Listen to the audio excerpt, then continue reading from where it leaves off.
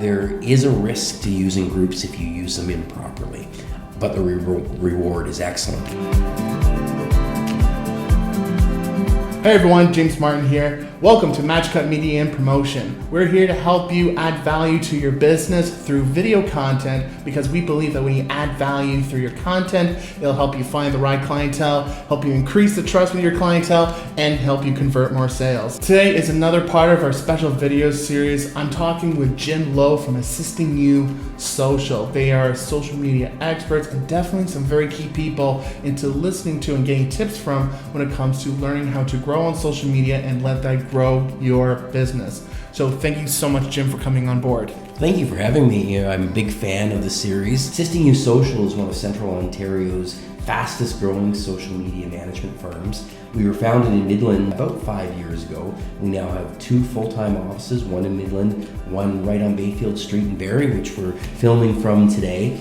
We have a team of 7 working with almost 100 local businesses to help them create, manage, and maintain their online digital presence. We work across the board from Facebook, Instagram, LinkedIn, Twitter, Google My Business to help small businesses connect with customers.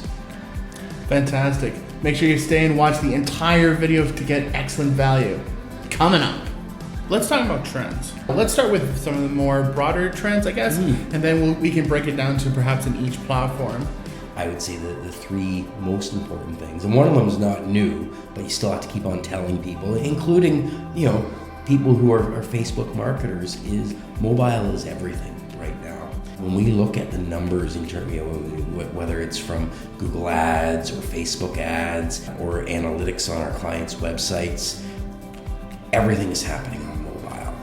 People are making purchase decisions and engaging with brands on their phones. If you haven't built your content with mobile in mind, you're not going to get the results you want. It's not a new trend. This has been happening for years, but it's only accelerating. So that's really the number one trend is the same as last year and probably the year before that. That's mobile.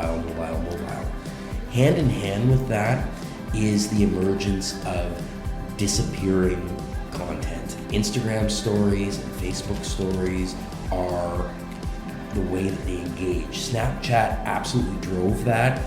I'm still skeptical about the value of Snapchat for most small businesses. However, in terms of Instagram stories and Facebook stories, you need to be doing it. And you need to be thinking about your content in a way that's going to be 9:16, as we said earlier, rather than traditional image sizes on social media.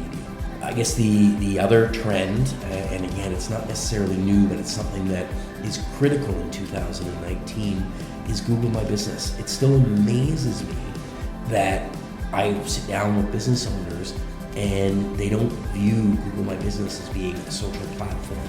They don't even necessarily know what it is, and they may not even have a listing. By far, especially as Facebook continues to move to far more of a paid model in terms of getting engagement and getting reach from business pages, Google My Business is going to become the primary way that you interact with customers moving forward.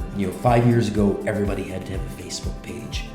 15 years ago, everybody had to have a website. 25 years ago, everybody had to have a Yellow Pages listing. Now, if you do not have a Google My Business listing, you're being left behind. It's where people leave reviews now, way more than on Facebook.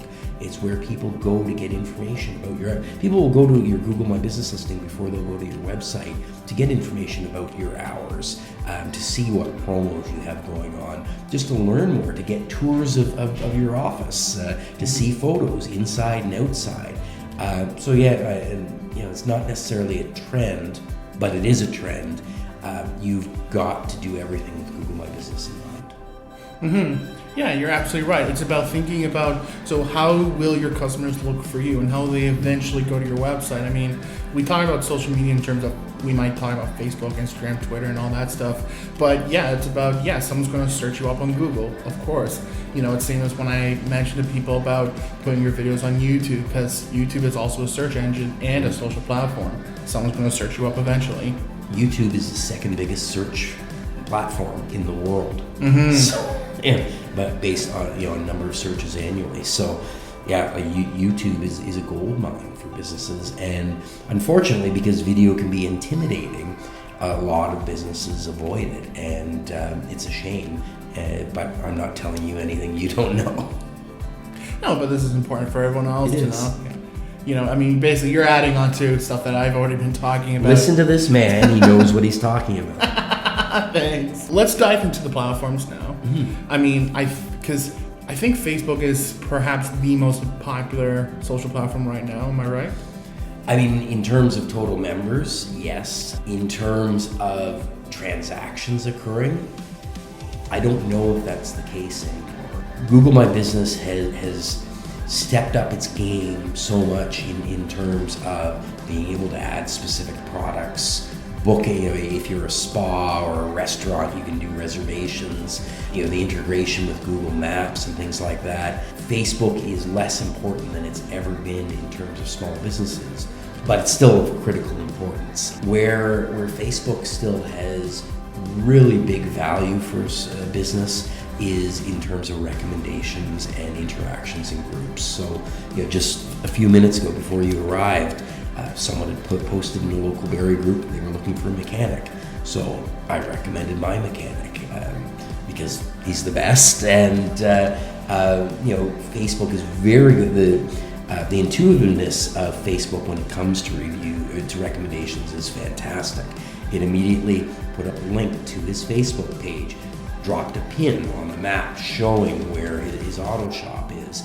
And for a lot of people, that's how they get referrals. They don't you know, ask a relative anymore or a friend. They just post on Facebook. How can I find a good mechanic? How can I find a social media company? How can I find a videographer? And they basically you know, open source their solutions. Mm-hmm. Now, I want to touch on groups because I've heard that groups is hugely underrated. Should we be using groups for businesses, and what would be the best way of using it?